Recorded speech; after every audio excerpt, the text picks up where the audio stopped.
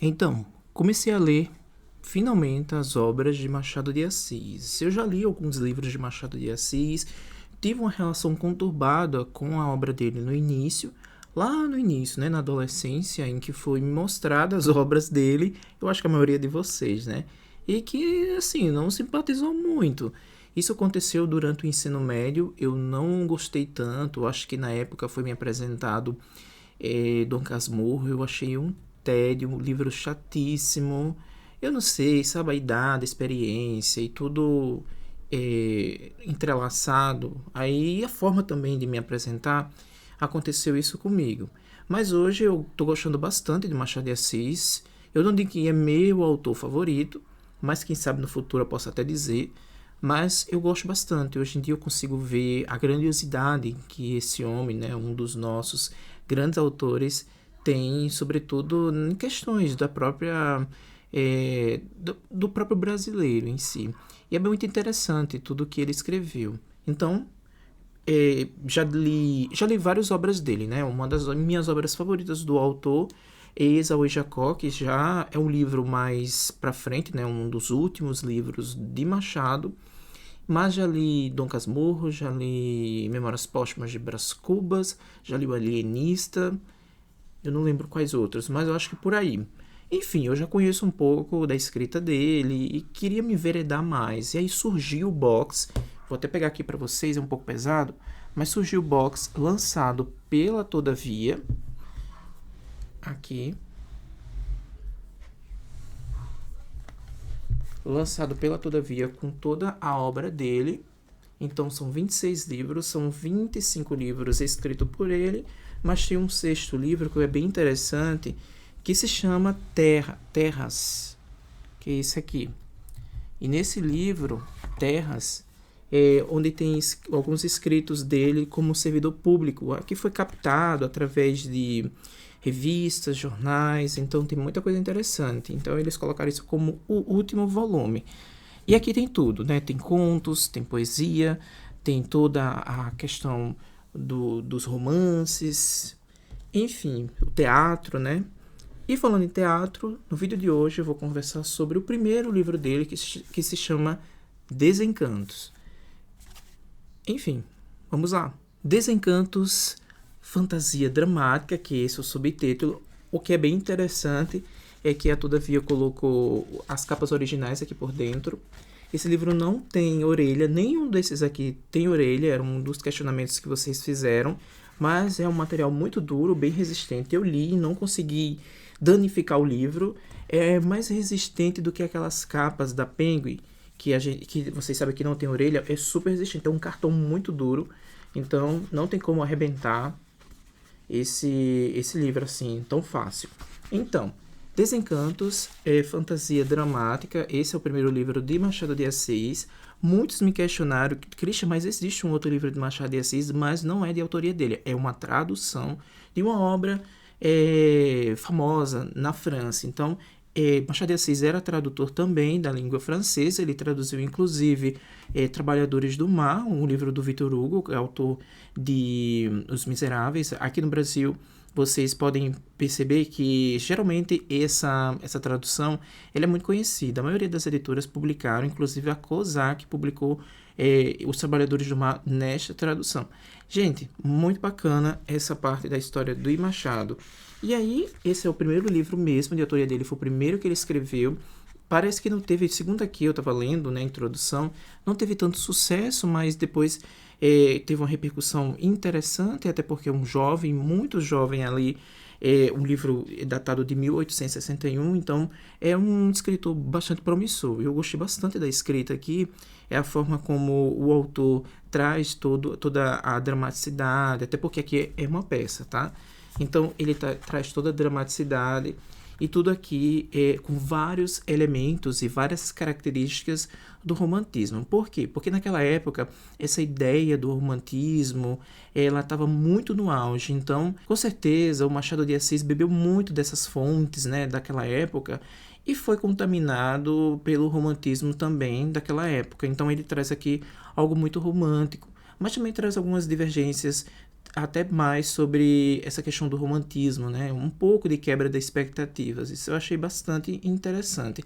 Além disso, a gente pode também perceber aqui, em Desencantos, uma coisa que muito me chamou a atenção, o quanto esse homem era culto, né? Como ele...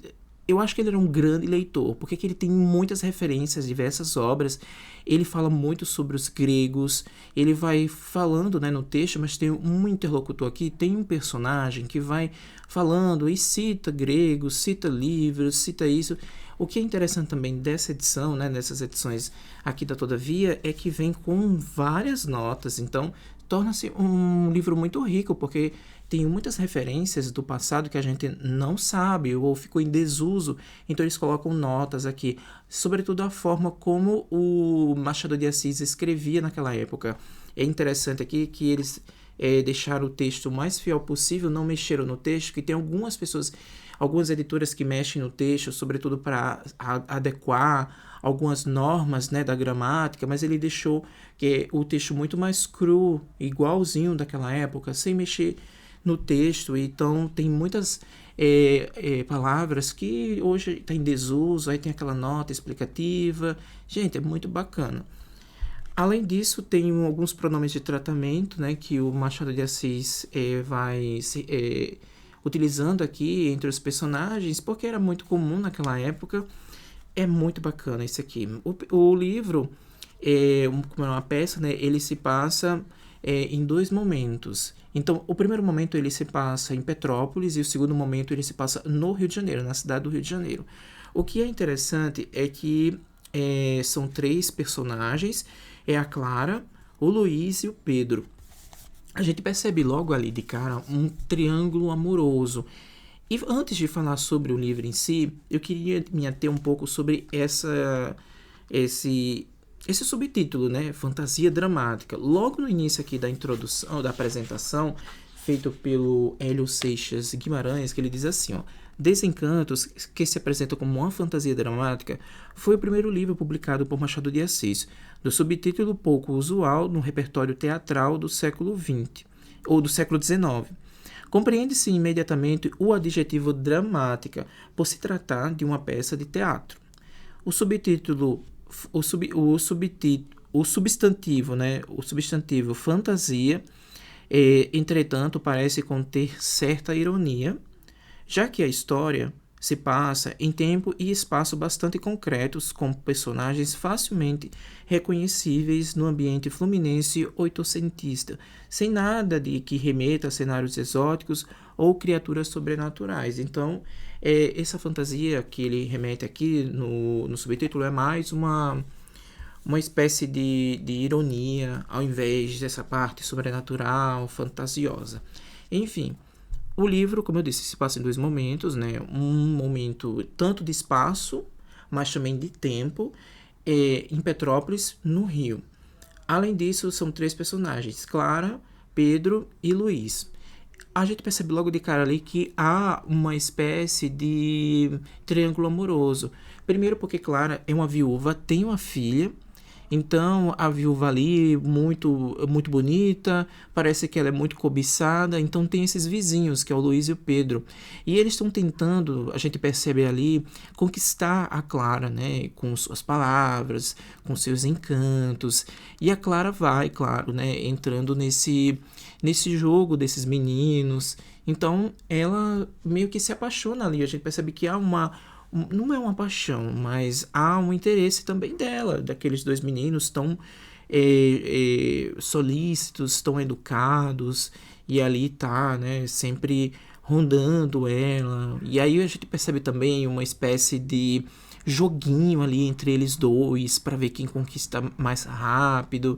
Então a gente percebe também uma espécie ali de conflito, né? Há uma concorrência ali entre eles dois. Então tá o Pedro de um lado, o Luiz de outro, e a gente percebe ali esse meio que um campeonato ali entre eles dois. E aí um deles conquista, né, a Clara, e a Clara resolve casar com um desses. Eu não vou dizer quem, porque eu não queria dar spoiler. Eu vou fazer um momento com spoiler aqui nesse vídeo. E aí ela se casa com ele. Um deles vai embora, né? Vai embora, passa 5 anos longe ali de tudo, porque a gente percebe que foi muito doloroso, foi de fato um desencanto. Ele meio que desencantou nessa viagem da Clara, então ele foi conhecer o mundo, ele viajou pelo Oriente Médio, e aqui tá muitas referências de Paris também, mas tá também referências de países ali do Oriente. Ele foi pro Cairo, para o Egito lá, e aí tem um momento em que ele diz que acampou ao lado das grandes pirâmides. Uma coisa que é bem interessante é que esse personagem, que não foi o escolhido da Clara e que viajou, ele também é muito fantasioso. Ele meio que é muito... As palavras dele é uma coisa, às vezes, muito fantasiosa, é muito, às vezes, fora da realidade, mas parece um homem muito interessante, né? Sobretudo porque ele é um homem muito culto, a gente percebe muitas referências que ele começa a falar aqui, cita isso, cita aquilo, mas ele parece ser uma pessoa muito culta. Então ele vai embora, mas 5 anos depois ele retorna, e ele quer ver como é que tá as coisas ali, então ele vai em busca da Clara e desse outra pessoa que ela escolheu, e aí acontece algumas reviravoltas bem interessantes. O que mais me chamou a atenção primeiro, é uma história muito simples, uma espécie de triângulo amoroso. Ao mesmo tempo, é um autor muito promissor, porque tudo que ele fala aqui, tudo que ele escreve aqui, o Machado de Assis, é de forma muito direta, não tem rodeios, então você entende de forma muito mais clara e dinâmica, né? Tudo isso, e é uma dinâmica bem interessante. Quando ele retorna, né, 5 anos depois, né, ao Rio. Então ele rememora algumas coisas do passado, o motivo, inclusive ele questiona ali o motivo porque Clara não escolheu ele e escolheu o outro. E, enfim, tem esses questionamentos do dia a dia, algo muito corriqueiro, é algo muito simples, não chama muita atenção esse romance, mas o final chama a atenção. Chama muito a atenção porque fica aquela... Talvez para a época não chamasse tanta atenção, mas para os dias atuais, onde as coisas mudaram, me chamou a atenção. E aí, a partir de agora, eu quero falar desse livro com spoiler. Se você não se importa de spoiler, se não pretende ler esse livro, então me acompanhe aqui. Então, a partir de agora, é com spoiler.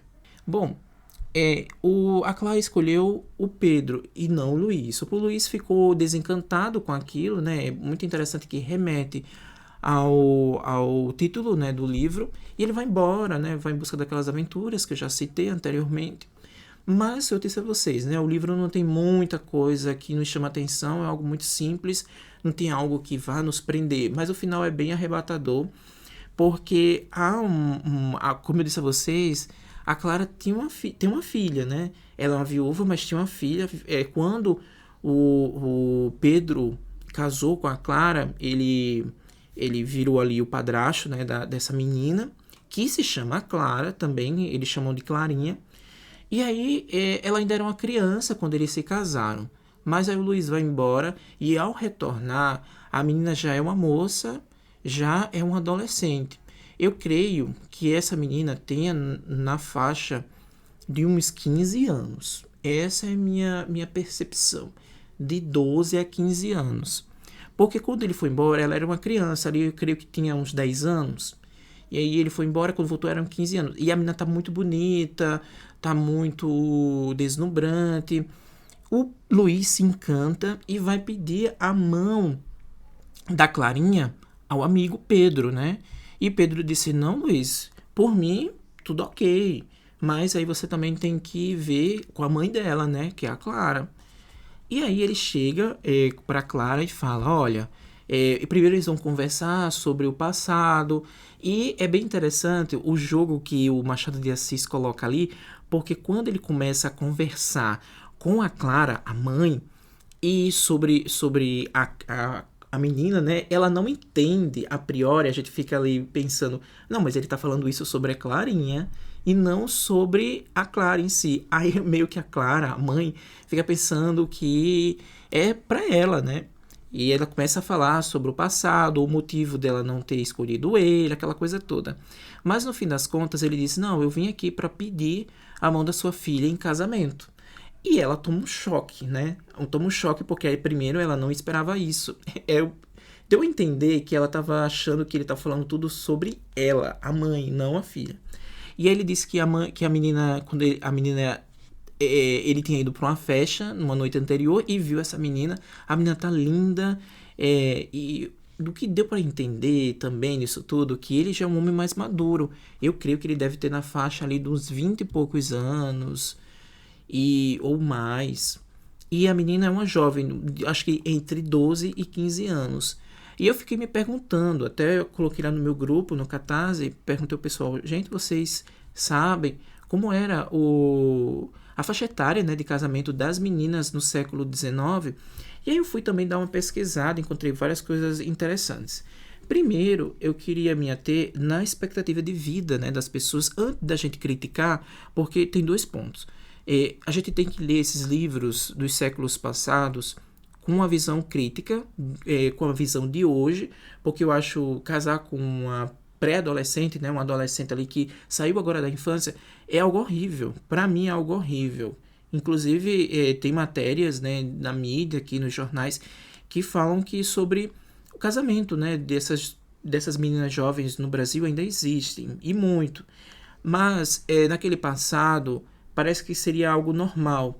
E aí eu estava lendo que a expectativa de vida naquele momento, no século XIX, era na faixa de 32 anos. Sendo que eu encontrei algumas informações a respeito de como era a faixa etária de casamentos de meninas daquela época. Era assim, no mínimo 15 anos, né? Mas existia diversos casos de meninas de 12 anos que se casaram.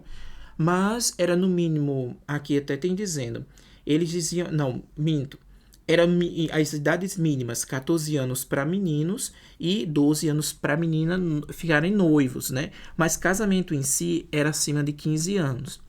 Mas eu acho que eles ficaram noivos, eu desconfio entre 12 e 15 anos essa menina tinha.